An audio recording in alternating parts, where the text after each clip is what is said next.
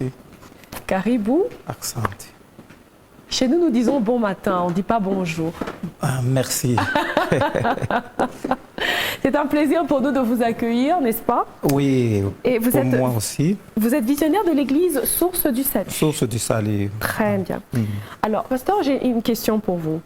Nous avons souvent un micro-baladeur dans lequel nous prenons les avis de plusieurs personnes, des louchois qui se baladent dans la rue et tout. Et nous avons parlé du proverbe, je pense que c'est le proverbe 27, verset 26, qui dit celui qui creuse une fosse, pardon, il tombe, et la pierre revient vers celui qui la pousse. Qui la pousse, oui. Voilà. Qu'est-ce que vous pensez de ce proverbe? Bon, je pense que c'est un bon proverbe qui veut vraiment nous enseigner plusieurs choses. Okay. C'est-à-dire, souvent, quand quelqu'un monte un piège contre son prochain, on a toujours vu que le piège-là retourne toujours à celui qui a préparé ça.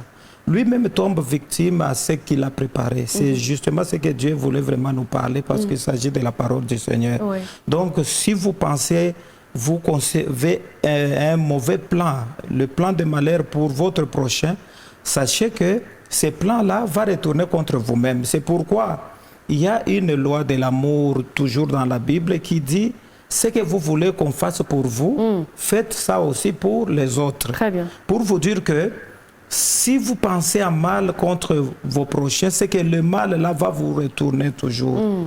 Parce que la haine, ça ne vient pas de Dieu, ça vient vraiment dans la source du cœur du diable.